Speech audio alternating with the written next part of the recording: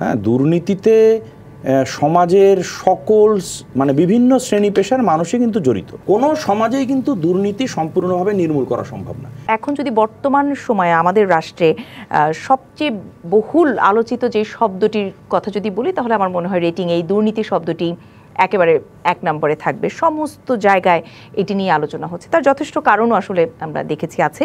এবং যে দুর্নীতি আর রাজনীতিকে মিলিয়ে আমরা আলোচনাটি করছি, আপনারা দুজনই একমত হয়েছেন এটি একদিনে হয়নি, দীর্ঘদিন ধরে হতে হতে আজকে এই পর্যায়ে এসেছে। এবং এটি নিয়ে জাতীয় সংসদেও যে বাজেট অধিবেশন চলেছে সেখানেও অনেক কথা হয়েছে। এবং রাজনীতিবিদরা কিন্তু আপনারা তো দায় স্বীকার করেছেন বা বলছেন, কিন্তু সেখানে কিন্তু পাল্টা আমরা চিত্র দেখেছি। অনেকেই প্রশাসনে যারা আছেন, আমলারা যারা আছেন, তাদের দিকে অভিযোগের তীর ছুঁড়েছে। আপনি কি মনে করেন যে আমলারা বা প্রশাসনে যারা আছে তারা রাজনীতিবিদদের ছত্রছায়া, সমর্থন, মদদ যাই বলি না কেন, তারা এককভাবে দুর্নীতি করে যাচ্ছে, নাকি এই দুই পক্ষের যোগসাজশ আছে?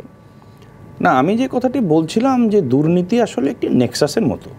হ্যাঁ, দুর্নীতিতে সমাজের সকল মানে বিভিন্ন শ্রেণী পেশার মানুষই কিন্তু জড়িত।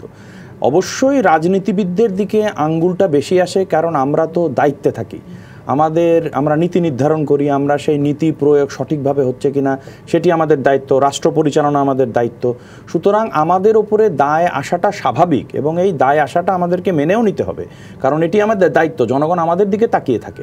আজকে আমলা সহ অন্যান্য শ্রেণী পেশার মানুষের যে দুর্নীতির বিষয়গুলো উঠে আসছে, এটি তো অত্যন্ত দুঃখজনক। তবে সেই দুর্নীতিটি মানে নির্মূল করা বা সেই দুর্নীতি যারা করেছেন, নগদের কাছে সব গ্রাহকই প্রিয়, তাই তো সারা দেশে ক্যাশ আউট চার্জ সবচেয়ে কম। তাদের বিরুদ্ধে ব্যবস্থা গ্রহণ করা বা প্রতিকার করা, এটি কিন্তু রাষ্ট্র হিসাবে বা যে দল মানে রাষ্ট্র ক্ষমতায় আছে তাদের দায়িত্ব। আমাদের দায়িত্ব অবশ্যই। বাংলাদেশ আওয়ামী লীগ ক্ষমতায় আছে, এবং আমি মনে করি যে দেখুন, আজকে এই যে দুর্নীতির বিষয়গুলো উঠে আসার পরে রাষ্ট্র কিন্তু তাদের বিরুদ্ধে ব্যবস্থা নিচ্ছে। রাষ্ট্র কিন্তু নিশ্চুপ নেই। আজকে যাদের বিরুদ্ধে এই মানে দুর্নীতির অভিযোগটা আসছে, তারা তো মানে সরকারের মানে আমলাতন্ত্রের বড় বড় পদে ছিলেন। একটি শব্দ যুক্ত করছে যে ব্যবস্থার যথাযথ ব্যবস্থা, মানে ব্যবস্থাটা হচ্ছে তাদের হয়তো সামনে আনা হচ্ছে দেখছি আমরা, কিন্তু যথাযথ ব্যবস্থা যদি অতীতে দু একটা কঠোরভাবে নেওয়া হতো, তাহলে কি এই সংখ্যাগুলো আরেকটু কমে আসতো কিনা আপনি মনে করেন? না, অতীতে নেওয়া হয়নি এটি তো সঠিক নয়। যেমন আপনি দেখবেন যে আওয়ামী লীগের কিন্তু গত 15 বছরে যদি দেখেন, অনেক সংসদ সদস্যের বিরুদ্ধে কিন্তু দুর্নীতির মামলা হয়েছে। কিছু মামলা চলমান আছে, কিছু সংসদ সদস্যদের মামলাতে তাদের মানে বিভিন্ন মেয়াদে সাজা হয়েছে।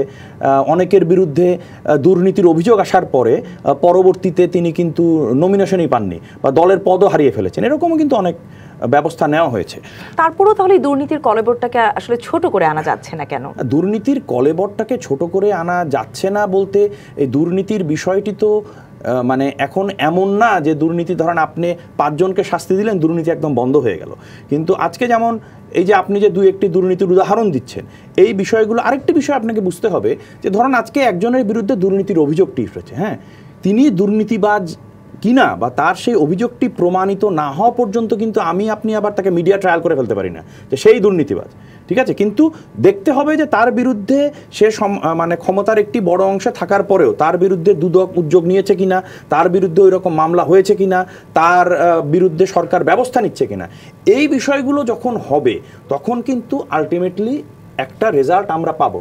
কোনো সমাজেই কিন্তু দুর্নীতি সম্পূর্ণভাবে নির্মূল করা সম্ভব না, এটি সম্ভব না। কিন্তু আজকে যখন সরকার এবং রাষ্ট্র উদ্যোগ নেবে, এবং এবার 2024 সালের যে নির্বাচন, সেই নির্বাচনে আমাদের যে নির্বাচনী ম্যানিফেস্টো ছিল, সেটিতে কিন্তু আওয়ামী লীগ সরকার এবার দুর্নীতি নির্মূলকে একটি বড় প্রাধান্য দিয়েছে। এবং এবার যে সংসদ অধিবেশনটা শেষ হলো, বাজেট অধিবেশন, সেখানে মাননীয় প্রধানমন্ত্রী যে সমাপনী বক্তব্যের আগে যে বক্তব্যটি দিয়েছেন, সেই বক্তব্যও কিন্তু তিনি বলেছেন যে